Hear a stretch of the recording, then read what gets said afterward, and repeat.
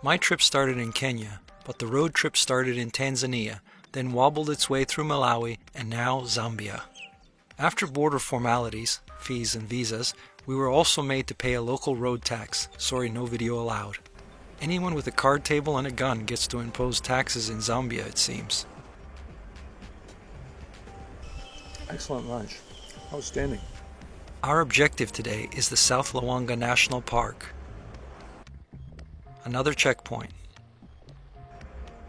How much? 20,000. Expensive Pepsi, but it's worth it.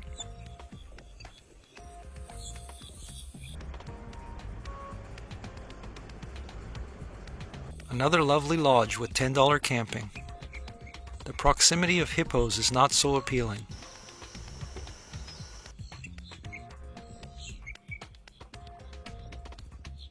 We pay our park fees and are free to explore.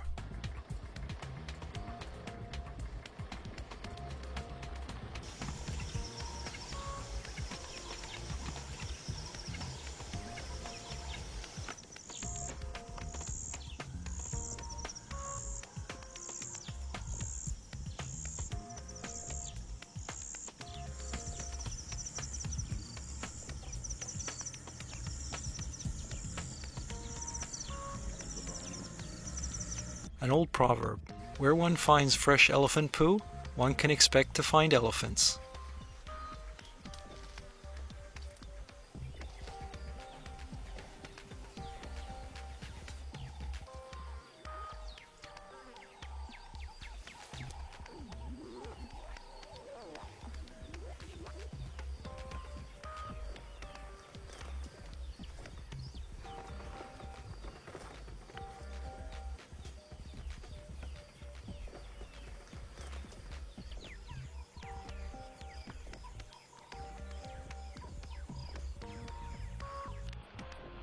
We even find Grandpa walking along the side of the road.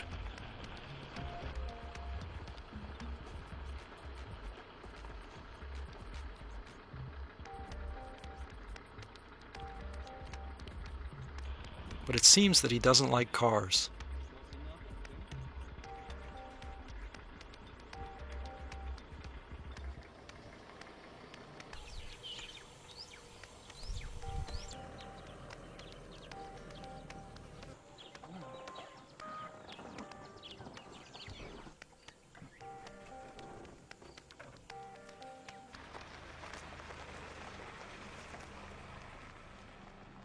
While we had been watching the animals, this hyena had been watching us. More game watching. And I was going to go swimming down there. I don't want to be downstream of that guy.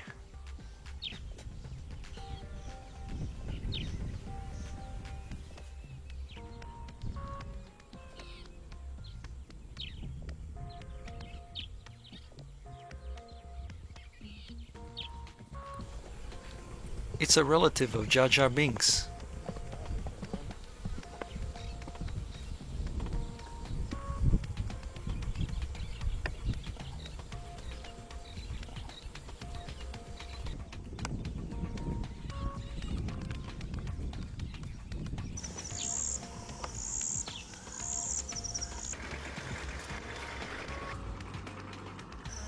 We made it back to our camp as it grew dark.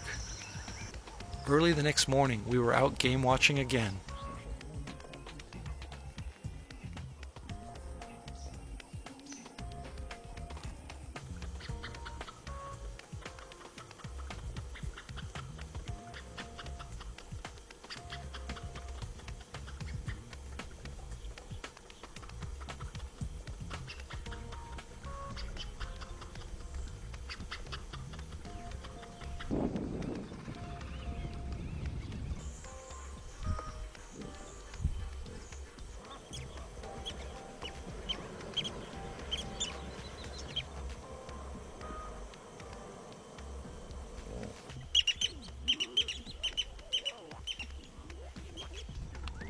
What is it?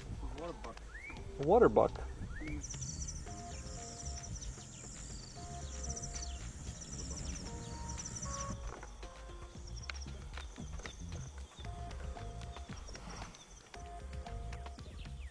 Ben decided to follow this guy.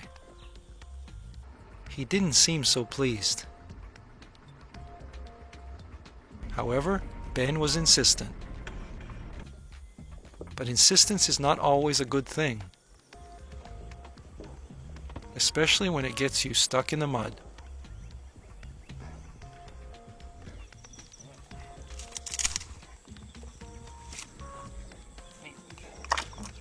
Slippery. Fortunately, he had me to stand outside and push.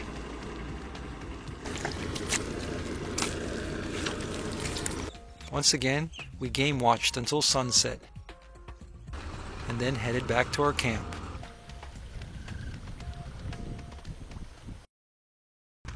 Bye-bye, Croc Valley Camp. That's a big river. It's a big bridge.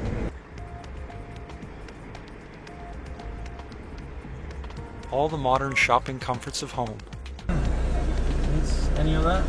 I don't need any baskets. Shop. Oh, I would need that.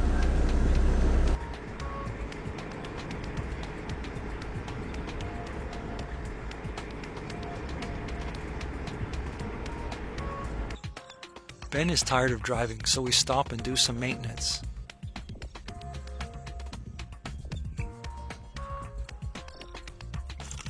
When was the last time you used a hand pump to put air in your tires?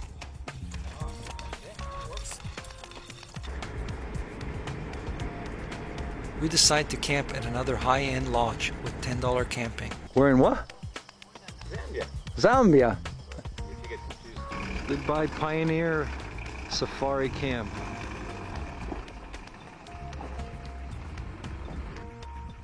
Carrying a tent is the smart way to travel in Africa on the cheap.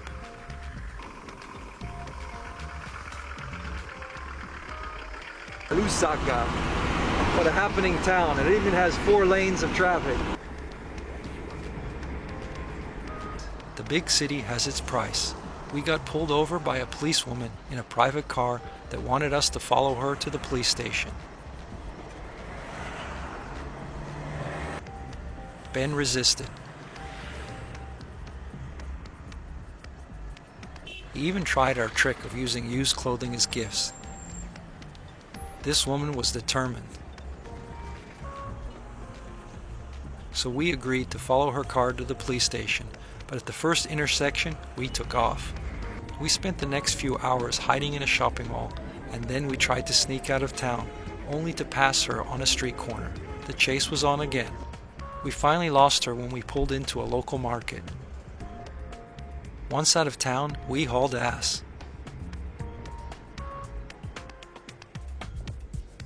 Late in the day, we pulled off the road and camped in an open field. Left-hand drive. I drive with my right hand, actually. My left hand is usually out the window.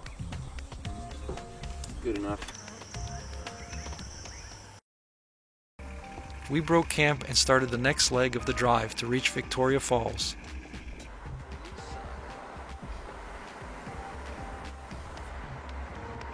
But today's campsite was a luxury resort on the river. Price for camping? Yep, $10 a day. From the camp, we could see the mist from Victoria Falls in the distance. We wanted to see the falls from the sky, so we checked out the local flight options. Nice, but at $250 an hour, we opted for the walking option, just like Dr. Livingston did. What's with the naked guy showing off? While not the highest nor the widest waterfall in the world, it is classified as the largest, based on its width of 1,708 meters, or 5,604 feet, and its height of 108 meters, 554 feet, which results in the world's largest sheet of falling water. That's twice as high and twice as wide as Niagara's Horseshoe Falls. We should have worn bathing suits.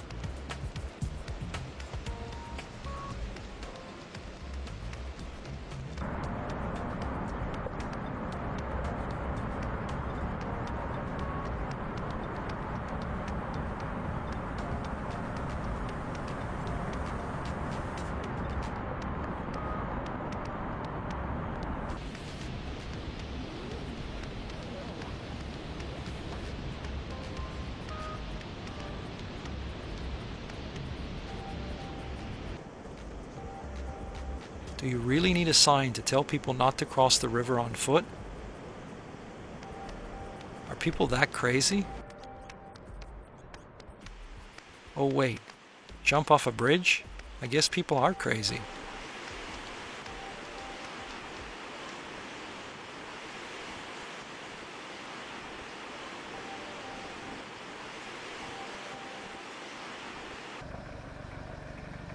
Enough fun. Let's get some maintenance done, gear up, and head for the border.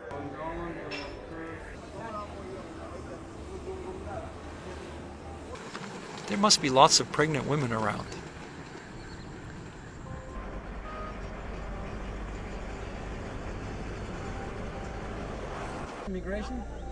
Immigration late in the day was hectic, but Ben managed to get his car into Namibia without paperwork. I think you were the second last customer out of there today. Just in time.